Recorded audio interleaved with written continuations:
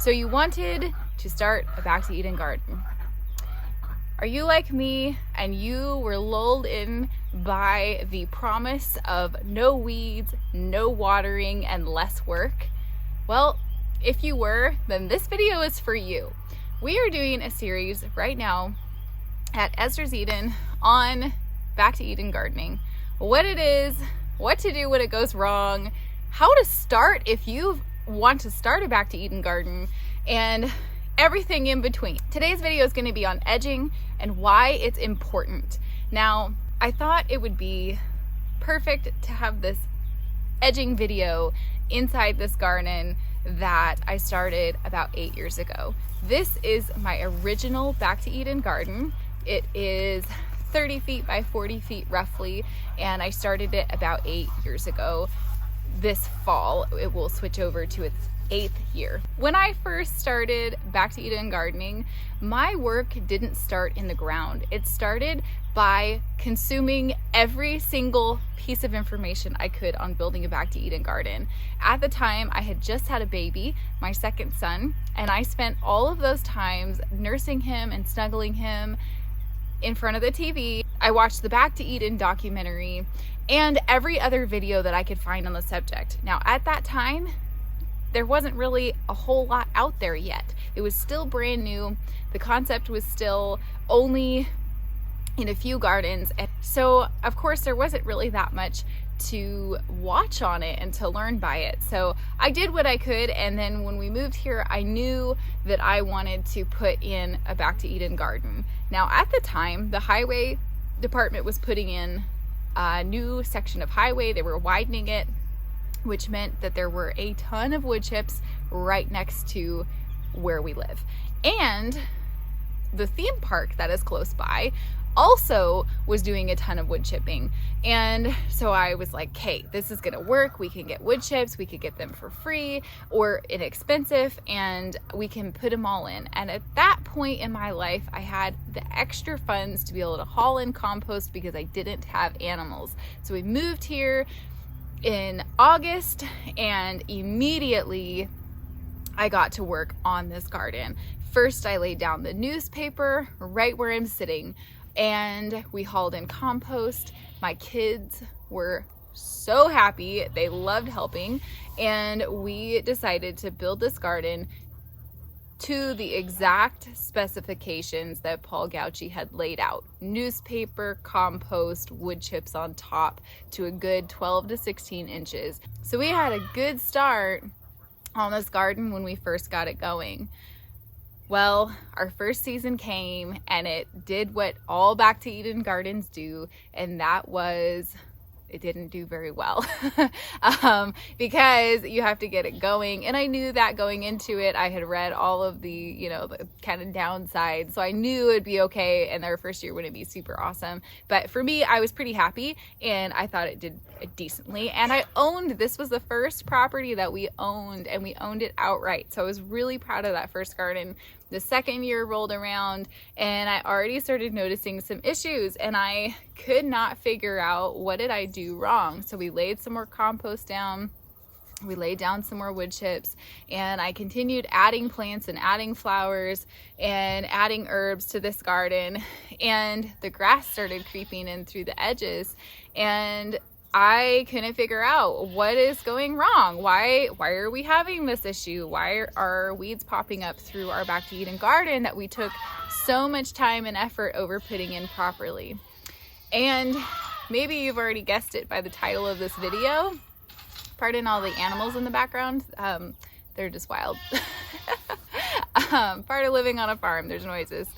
So the thing I was missing was the edging. Now, you would think that that would be a very important piece that would be mentioned in those documentaries, and they were not. So I did what everybody would do, and I just started pulling grass from the edges. I just battled it every single year for a couple of years, and I thought I was going to stay on top of it. And then of course I had another baby, and then real problems started happening. So just about right where I'm sitting, we had a vole camp out, and what happened was that he really enjoyed my horseradish And so voles will turn the dirt up, and so they ruined just the layers that I had done with the newspaper and the compost and then the wood chips. And if you guys have done any research at all, you know you do not mix the wood chips into your soil. It robs the soil of the nitrogen. And so that happened. Then I had some chickens because they're one of our borders. I will talk to you about that in a minute because they're one of our edge pieces. And so we had them flying over and digging up my mulch layers. And then this grass right here that you see, we've got several different types of it, but this stuff really loves to run through the vole tunnels. And so basically, unfortunately, most of these problems were actually happening during the fall, like late fall and winter months, which in our area, we're in North Idaho, we have snow on the ground sometimes for about 8 months of the year. It really just depends on the season. November through March is usually a given, but it's not even the snow that's on the ground, it's also that the ground is frozen. And so that can be anywhere from October, November, all the way through till April. And then, so all of these things are happening when I can't work in the garden. And so this grass will still grow on the warm days. It still grows in the wintertime, which is very frustrating. So all of this is happening. I ended up getting very discouraged and very frustrated to the point that I actually wanted to just give up on gardening altogether. And I had a friend come, and she really just reminded me who I am and that gardening is a part of who I am, and to not give up, that there is a solution, I just haven't found it yet.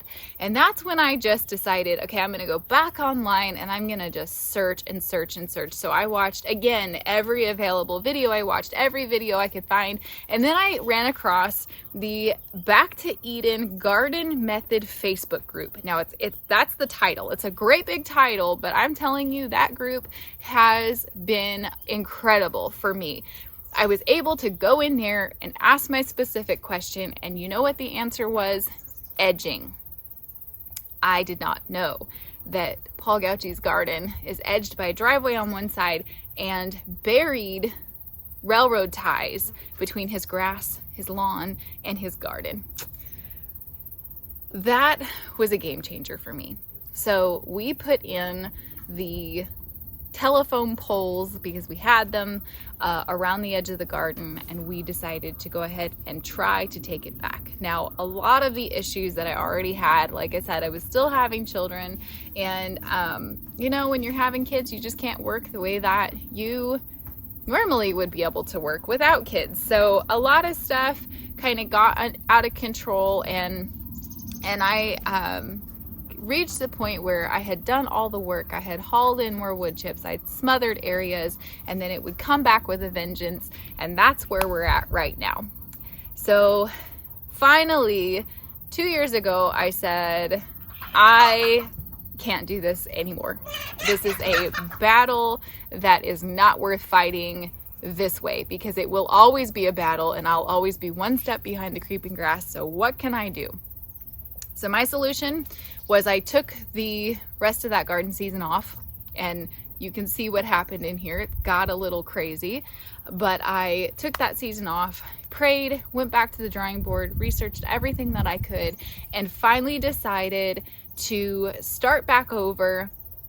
I just decided I'm going to go into one space, and I'm going to take that space back, and I'm going to take that space back, and I'm going to build up the edging and the hardscaping, which is key to being able to win the battle and win the war ultimately without having to kill yourself doing too much work. So if your garden has been filled with creeping grass, voles, or anything else, this video will help you. I'm going to show you and tell you exactly what I've done in order to battle both of those issues so that you can implement them. If you have not started your Back to Eden garden yet, I highly recommend putting these things into place for your gardens. And if you have already built your gardens, I am showing you in this video, as well in the series to come, how we're going to take this back, what we're going to do, and what we're going to do differently moving forward. So the first thing that I did was I stopped and I observed the problem. Take a step back. What am I doing wrong? How can I win the war without battling every single year? And for me, that answer was raised beds. So we put in the kitchen garden, which was an in-ground garden. It took a significant amount of time in weeding, and I decided, okay, if we put in the raised beds with a 1/4-inch hardwire mesh cloth on the bottom of the beds, that will mean I have an insurance crop against the voles. They cannot get in it. And so yes, it was a financial investment. However, it has paid off already. I was very, very thankful that I actually had family members who wanted to invest into me and my garden and this project. And so they made the financial piece, and we were able to build those beds, and we put them in last year. So we turned an in-ground garden, which was a Back to Eden garden, into the raised beds. And I am still implementing the same principles for Back to Eden / no dig in the raised beds. It's just the only difference is the creeping grass can't get in and the voles can't get in. So that's the first thing, is take it back, define your problem, and try to think of creative solutions. The next step, number 2, is go ask help. Go find people who have already been doing this and doing it successfully, and ask them, what did you do? Look at their garden design. Look at how they put theirs together, and ask them, why did you do what you did? I highly recommend joining that Facebook group. And if you have questions, you can type it into the search bar, and there are so many posts on there with answers already. You don't even have to post your specific question. You can just scroll through and look at all of the different posts and the answers. The people in that group have been incredibly helpful to me in building this and coming up with a solution that's going to last long term. Okay, so the third thing that you're going to do is go work in a very small area. If you're building a Back to Eden garden, it thrives on mulch, deep mulch. And you have to ensure that you are going to have a steady supply of mulch. One of my issues was that the highway department, I didn't know they don't sell their wood chips or give them away here. They take them down to a town and they turn them into a different product. And so those were close but not available. And then my source at the theme park, I had it for a little while, and then that source dried up and I wasn't able to get any more chips from them.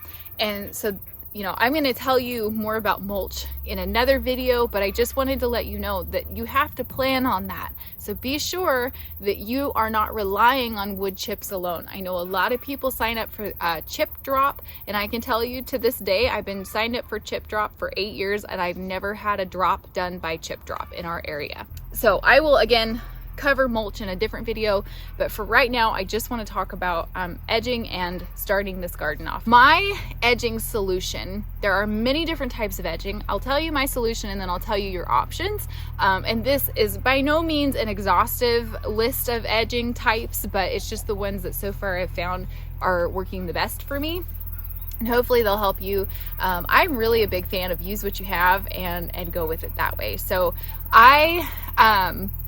in the kitchen garden, I have used the raised beds because that is a solid wood and metal edge, and so that's a good edging for me. And then I've also used cinder blocks because a neighbor gave them to us for super cheap or free, I can't remember, but it was one of the two, and I have them. So again, use what you have. It doesn't have to cost you a ton. The raised bed, the lumber was the expensive part, but we already had all the metal siding, the metal roofing that we used on them from when this roof on our house was redone before we moved here. So we were really blessed to be able to have that. That's the first part of the edging. The second part of edging for me is hardscaping. So I also have the fire pit built in, and that is a gravel foundation with rocks all around it, and it makes it easy to say, weeds you can, or grass or whatever it is, you cannot come any farther than this, and it makes it easy to see the line and easy to kind of create a barrier between that and my wood chips. Now this creeping grass loves mulch, loves it.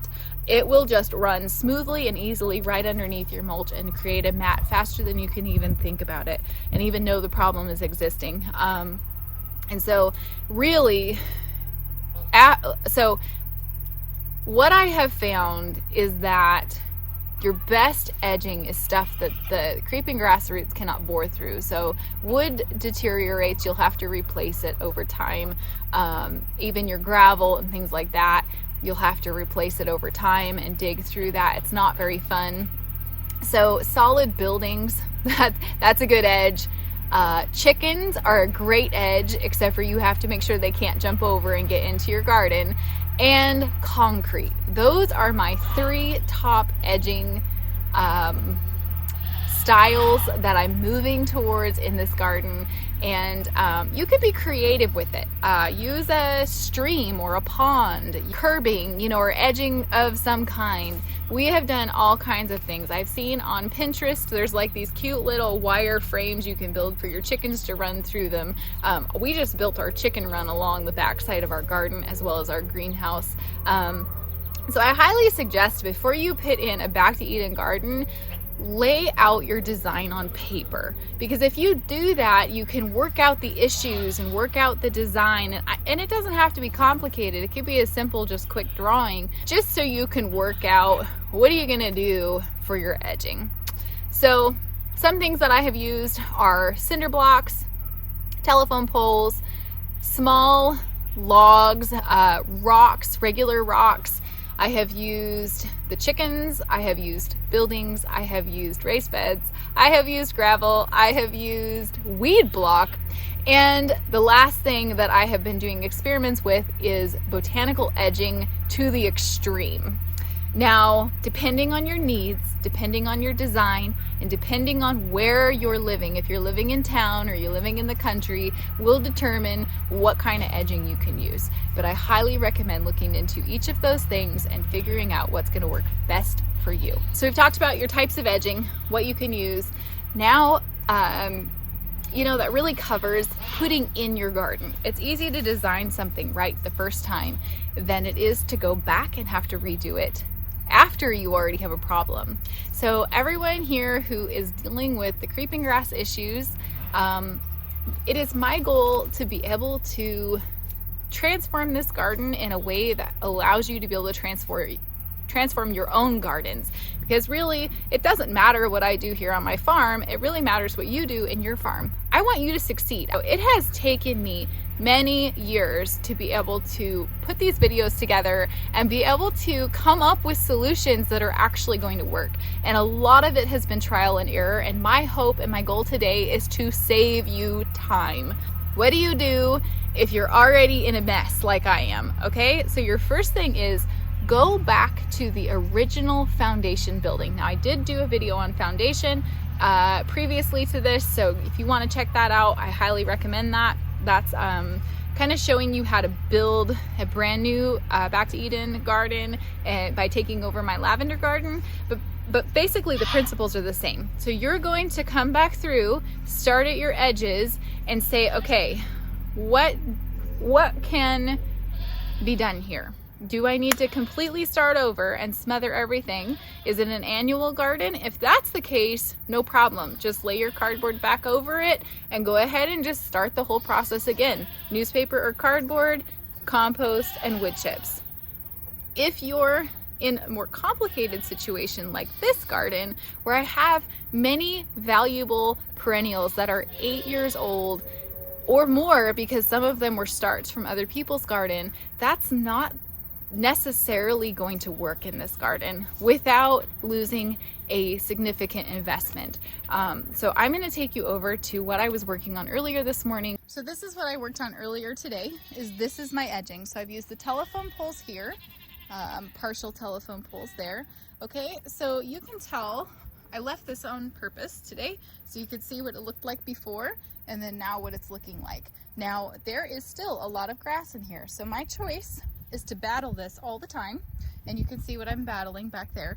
My choice is to continue battling it like this, and I can go ahead and lay mulch on top of it if I want to, compost on top of it, but what's going to happen is that grass is going to come right back. A far better solution is to go ahead and look at that space that you have and decide, what do I have in there? Is it a space that has lots and lots of good things in it still, good perennials? And if that's the case, you may want to choose to cardboard or newspaper around them. Make sure you've got all the grass out from underneath them, which the easiest way might be to wait till the fall, dig those perennials out, sort through the roots, and then get your foundation going and lay them back in the ground. Or you may be able just to newspaper around them and do the same thing. Go back to that foundation and build up. Now, I highly recommend before you do all of that you get your edging in place, because without that good edging in place, you're gonna run into the same problem over and over. So I am working on my edging right now. That place that I just showed you, my plan is to go ahead and newspaper, compost, wood chip, and then plant in a year or two once I know for sure I've gotten all the grass out of it. Because if I can't get the grass out of the edge, there's no way I'm going to be able to keep it out of the rest of the garden. I hope this video has been helpful for you.